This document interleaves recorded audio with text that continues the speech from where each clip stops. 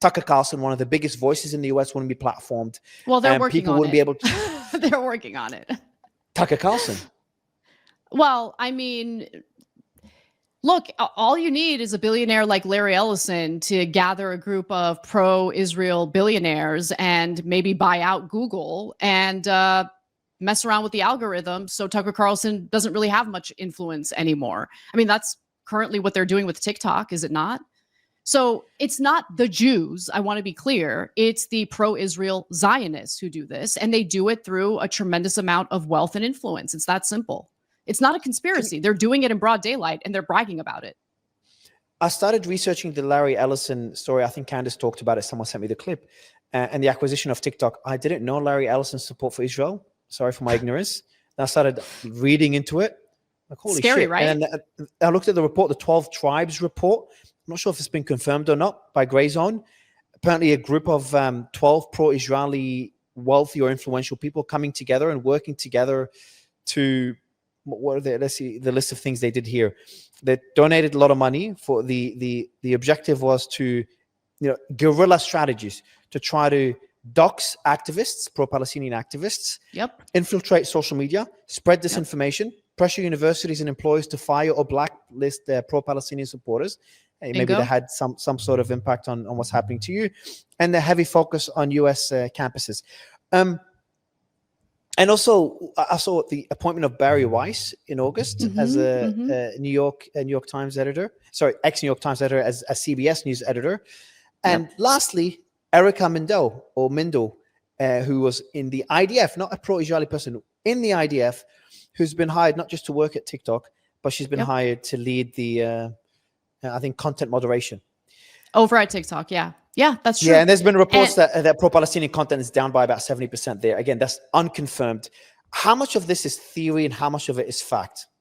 Oh, it's fact. It's all documented. It's documented through in-depth reporting. It's documented through these individuals themselves openly discussing the need to take over these social media platforms. In regard to Barry Weiss, the founder of the Free Press, which is a very pro-Israel publication, in fact, put out honestly, one of the most repulsive pieces I've read probably in my career, denying that Israelis are being starved to death in Gaza as we speak. And so David Ellison, I'm sorry, what did I just say? Palestinians. Yeah, Palestinians. Israelis starved to death. Yeah, Palestinians. Oh, yeah, Israelis starving the Palestinians to death. But Barry Weiss, is someone who's very pro-Zionist. Her publication became appealing to David Ellison, that's Larry Ellison's son, who merged with CBS, Paramount Sundance, I believe, merged with CBS, and then he named Barry Weiss as editor-in-chief and bought the Free Press for $150 million, which is a laughable valuation, but whatever, just put that aside for a second. And he said on the record, according to the Financial Times, that what appealed to him about the Free Press, why he was willing to shell out so much money for it, is because of its pro-Israel bias. So listen, I understand that there are all sorts of tropes out there about the Jewish people, and they are tropes. But when it comes to people, pro-Zionists, Zionists, pro-Israel people like these billionaires that we're talking about right now, they do have influence, and they use that influence specifically on behalf of Israel. And by the way, Larry Ellison is the single largest donor to the Israeli Defense Forces, which the friends again, of IDF. For all the Americans out there, all the America First folks out there, he funded or is the largest single donor to a foreign military.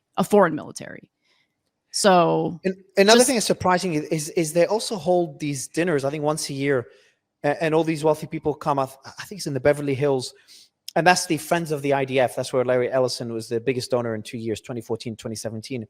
And essentially they gather, there's Americans gathering on a yearly basis to fund the IDF. Now, that's a foreign military.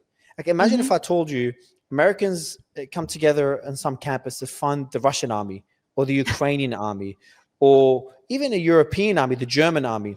That sounds very weird, maybe legal, just very, very odd. Now, I applaud, look, I also want to, and I might get some criticism for this. I think also Americans that are Jewish and they believe Jews deserve their own